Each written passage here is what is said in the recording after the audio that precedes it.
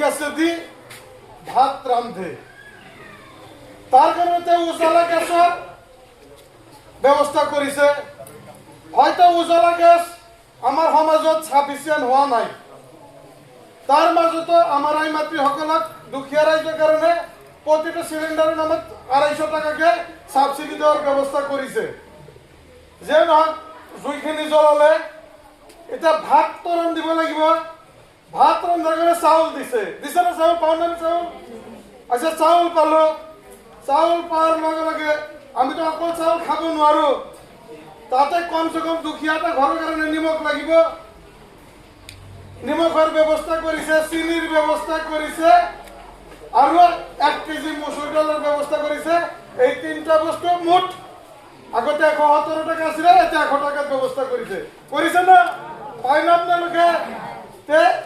এইখিনি করার পিছতো চাইছে যে এই মহিলাখিনিক যদি অকল খালি সহায় করে থাকো, তেতিয়া এখেতসকলে কিমান দিন কৰি থাকিম? এখেতসকলে আত্মস্বাবলম্বী কৰিব লাগিব। এই আত্মস্বাবলম্বী কৰাৰ কাৰণে তেখেতে যেটো আমাৰ সেলফ হেল্প গ্ৰুপ আছিলে, যেটো আত্মসহায়ক গোট বুলি কয়, আপোনালোকৰ গোট আছে নহয়? এই গোটৰ মহিলাসকলক আমাৰ ডক্টৰ হিমন্ত বিশ্ব শৰ্মা ডাঙৰিয়ায় লাখপতি বাইদেউ বনোৱাৰ কাৰণে এটা সপন দেখিছে। তাৰ প্ৰথম কিস্তি হিসাবে মহিলা উদ্যমিতা নামেৰে 10,000 টাকা কৰে আপোনালোকক প্ৰথম কিস্তি চেক প্ৰদান কৰেছে। পাইছে না আপোনালোকে? পাইছে? যে নহয় যিসকলে পোৱা নাই সেইখিনিও মই কম, সেইখিনিও কম, কিন্তু সন্তান বৈঠক মানে আপোনালোকৰ কথাও আমাৰ শুনিব লগা আছে। যদি কৈছে পোৱা নাই, আমাৰ সমষ্টিত শুনিব বাইদেউ, শুনি কৈছে যদি শুনিব। আমার বরপেটা সমষ্টিত আমার 3,800 মহিলা উদ্যমিতার চেক বিশেষ কারণত কাটি গৈছিলে।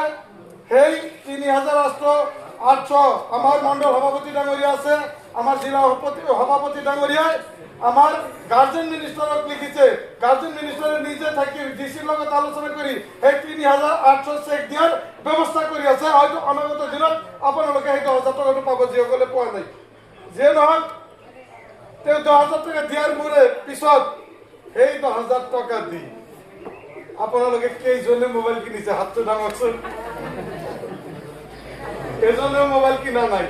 তার মানে আপোনালোক মই ধন্যবাদ জানাইছো, টাকাটো মোবাইল কিনার কারণে দিয়া নাই। দিছে হয়তো কোনোবা এজনীয়ে সিলাই মেশিনের কাম করে, সিলাই মেশিন ভাড়াত আনিছে। এই সিলাই মেশিন এটা কিনি আনক, ভাড়া সিলাই মেশিনটো ঘূৰাই দিয়ক, নিজেৰ এটা পুঁজি